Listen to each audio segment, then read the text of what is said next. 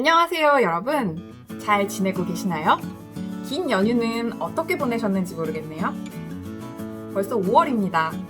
온라인 강의를 시작한 지도 벌써 3주가 훌쩍 지났네요. 여러분, 온라인 강의에 조금 익숙해지다 보니 벌써 학교에 오기 싫거나 이런 건 아니죠? 언제나 여러분이 학교로 돌아오기를 기대하고 있겠습니다. 여러분 함께 음악해요.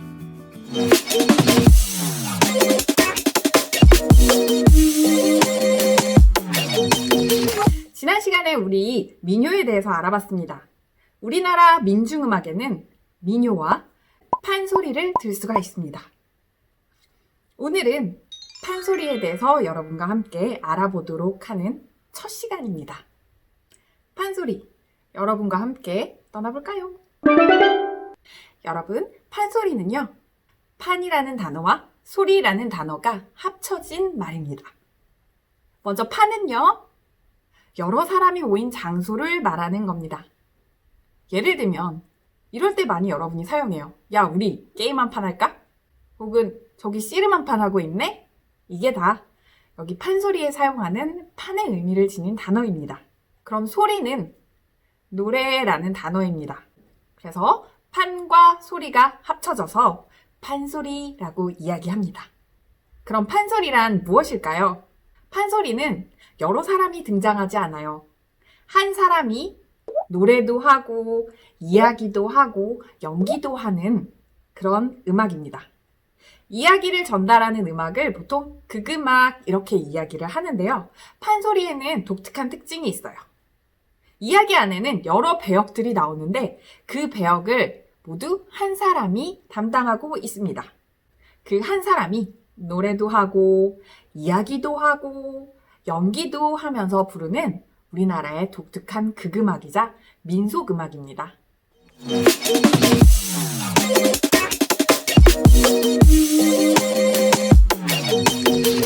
판소리의 역사를 여러분과 같이 살펴보도록 하겠습니다. 판소리는요, 조선시대에 만들어졌습니다. 조선 언제인가 살펴보니 조선 중기의 숙종 때에 형성되었다, 발생되었다 라고 이야기하는 게 일반적입니다. 이때 형성된 판소리는 19세기에 가서 전성기를 맞이하게 됩니다. 많은 사람들이 이 판소리를 즐기기 시작하고요. 그래서 판소리는 정말 음악적으로나 어떤 형태적으로, 형식적으로 훨씬 더 발전하게 됩니다. 그러던 것이 근현대에 와서는 점차적으로 사람들이 찾지 않는 옛날 음악이 되어버리고 맙니다. 그래서 판소리의 보존조차 어려워지는 그러한 상황이 오게 되는데요. 그걸 방지하고자 1964년에 중요 무형문화재 제5호로 지정을 합니다. 그래서 그 이후로는 이 판소리라는 걸 보존하기 위해 국가에서 관리하게 되었습니다. 이제 우리 국가에서 관리하던 이 판소리는 세계로 뻗어갑니다. 2003년에 유네스코 인류무형문화유산으로 등재가 됩니다. 이제는 우리나라에서만 보존하고 관리하는 것이 아니라 세계가 주목하는 세계의 음악이 되었습니다. 그러면 판소리는 어느 지역에서부터 발생했다고 보는지 여러분과 함께 살펴볼 텐데요. 우리나라 지도가 있습니다. 저번에 민요를 하면서 각 지역의 민요가 이렇게 발생되었다라는 거를 여러분과 함께 공부를 했었는데요. 이 지역들 중에 판소리가 발생된 지역은 어디로 보고 있을까요? 한번 맞춰보실래요? 판소리는요, 남도 민요권인 전라남북도를 중심으로 한 그 지역에서 발달을 합니다. 전라도, 충청도, 경기도를 포함한 이 서남쪽 부근에서 판소리가 형성되고 발전되었다고 보고 있습니다.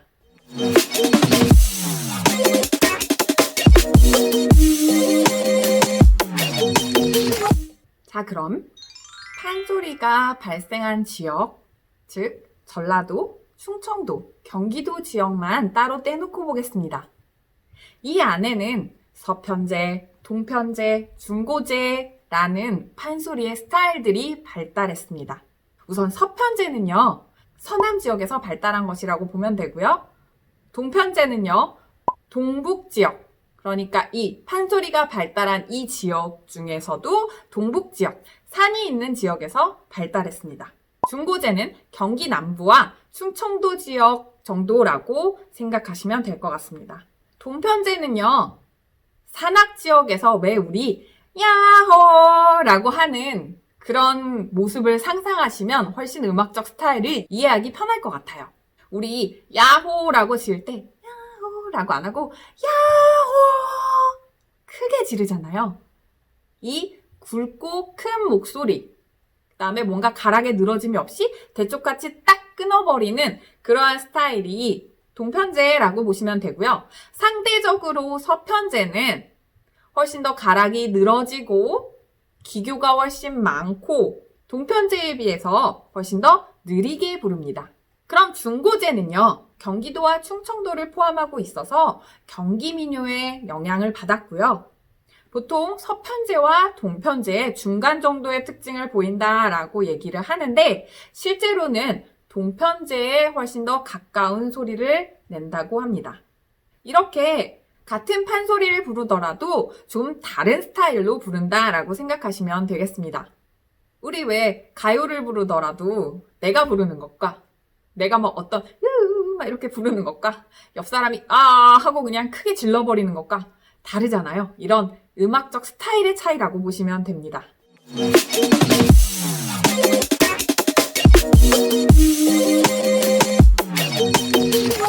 소리판의 구성 요소를 좀 살펴보도록 하겠습니다. 판소리, 소리판. 좀 헷갈리죠? 판소리는 우리가 얘기하는 음악 장르라고 보시면 되고요. 소리판은 그럼 뭐냐? 소리가 이루어지는 장소, 판이라고 보시면 되겠습니다. 소리판은요, 3가지로 구성이 됩니다. 노래하는 사람, 북치는 사람, 듣는 사람. 이렇게 3부류가 있어야지 소리판이 완성이 됩니다. 그럼 우리 노래 부르는 사람을 뭐라고 할까요? 네, 창자 혹은 소리꾼이라고 이야기합니다. 북치는 사람은 뭐라고 할까요? 네, 고수입니다. 그리고 듣는 사람은 우리가 일반적으로 얘기할 때 관객 혹은 청중 이렇게 이야기를 하죠. 그런데 여기서 이 사람들이 뛰어난 기량을 갖고 있습니다. 그러면 그냥 일반적인 소리꾼이야, 고수야, 청중이야 이렇게 이야기하지 않고요. 뭔가 다른 용어를 붙입니다. 소리꾼이 노래를 엄청 잘한다. 그러면 명창이라고 이야기를 하고요. 북을 치는 고수가 정말 북을 신명나게 잘 쳐준다. 창자가 노래를 부를 때 힘들다. 그러면 막 분위기를 북돋아줄 수 있는, 힘을 북돋아줄 수 있는 그런 장단을 잘 치고 분위기를 좀 다운시켜서 슬프게 가고 싶다 그러면 그거에 맞춰서 북을 쳐줄 수 있는 정말 센스 있는 고수. 그런 고수를 뭐라고 할까요? 보통 이렇게 질문하면 명수요, 명고요 막 이렇게 얘기를 합니다. 답은 명고수입니다. 쉽죠? 마지막으로 이걸 많이 어려워하죠. 청중인데 듣는 수준이 매우 높습니다. 나중에 배우겠지만 소리판은 노래하는 사람 외에도 북치는 사람도 엄청 잘 쳐줘야 되고 그리고 거기 사이사이에 청중들이 추임새라는 거를 잘 넣어줘야 소리판이 제대로 구성이 됩니다. 그런데 노래를 하는데 정말 청중들이 그 딱 들어와야 되는 타이밍에 추임새를 잘 넣어주는 거예요. 그럼 오늘 청중들의 수준이 굉장히 높다라고 이야기할 수 있는데요. 그 청중을 뭐라고 하느냐? 바로 귀명창이라고 이야기합니다.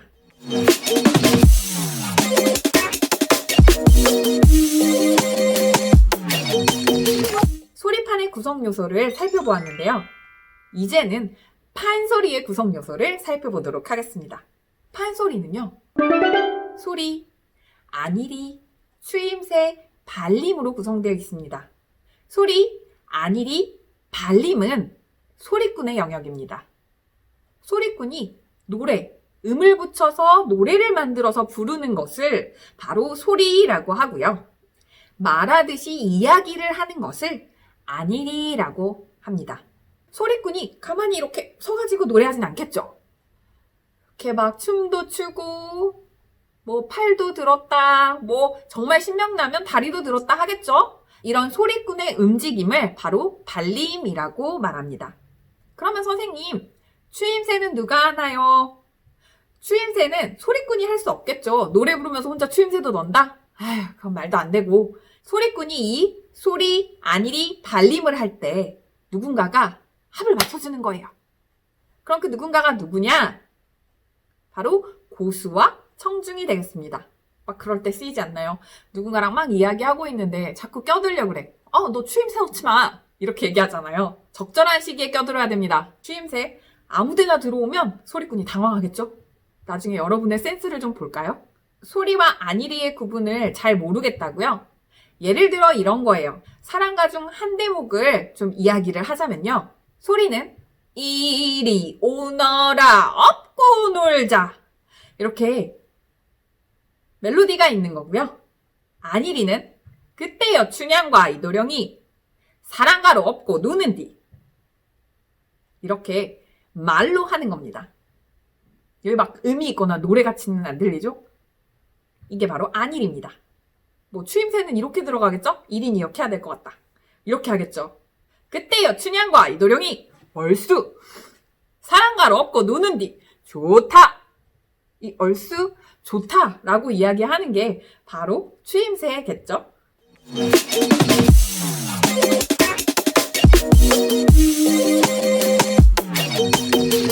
우리 음악을 살펴보면 또 판소리와 관련되어 있는 어떤 음악들이 있습니다.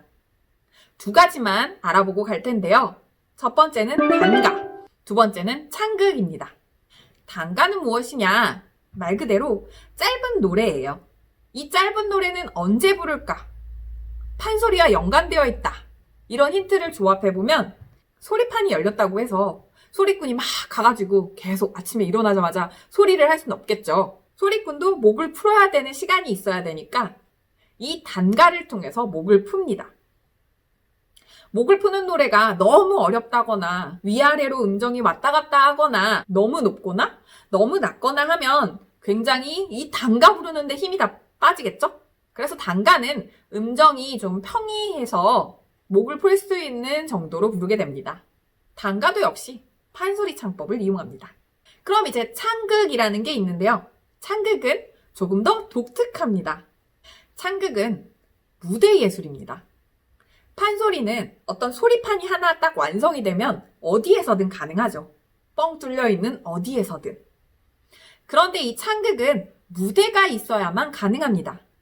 무대에서 조명도 있고, 그리고 무대 배경도 있고, 그리고 사람들이 역할에 따라 의상도 바꿔 입고 나옵니다.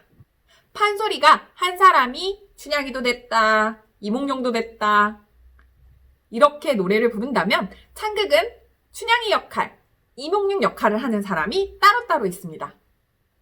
그리고 판소리는 북으로만 반주를 했었는데 창극은 관현악 반주를 합니다. 선생님, 관현악이라면 그 오케스트라가 들어가나요? 국악 관현악입니다. 여러분 막 첼로, 바이올린 이런 거 떠올리시면 안 돼요. 국악에도 관현악단이 있습니다. 이 국악 관현악이 반주를 하게 되어 있습니다. 그러면 판소리와의 공통점은 무엇일까요? 네, 창법이 바로 판소리 창법입니다.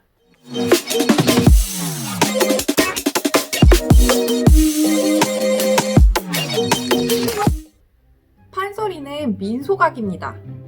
서민들이 불렀던 음악의 영향을 많이 받았겠죠? 판소리가 아까 어느 지역에서 발생했다 그랬죠? 네, 한반도 서남 지역을 중심으로 발달했다고 했는데요. 저번 시간에 우리 서남 지역에 발달한 민요를 뭐라 그랬죠? 기억나시나요? 남도민요라고 했죠. 우리 판소리 그래서 남도민요의 영향을 많이 받았고요. 남도민요의 토리 생각나시나요? 남도민요의 토리. 육자배기 토리였죠. 육자배기 토리는 세 가지 음으로 구성된다 그랬어요. 떠는 음, 평으로 내는 음, 꺾는 음. 그래서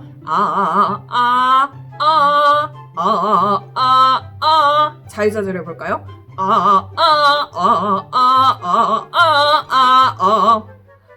나중에 여러분께 시켜보겠습니다. 이것만 할 줄 알면, 물론 엄청나게 많은 노력들이 들어가야 되겠지만 일단 기본적으로 이것만 할 줄 알면 시험을 볼 수 있겠다. 연습해오세요. 우리 오늘 판소리의 개념과 구성 요소, 역사적인 흐름 이런 것들을 간단하게 살펴보았습니다. 모두 이해가 되셨나요? 세계가 주목하고 있는 우리 문화유산, 유네스코에도 등재된 우리 문화유산, 판소리를 여러분이 항상 기억했으면 좋겠습니다. 오늘 배운 정도는 여러분이 다 습득할 수 있었으면 좋겠습니다. 제발. 오늘은 여기까지. 다음 시간에 만나요. 안녕!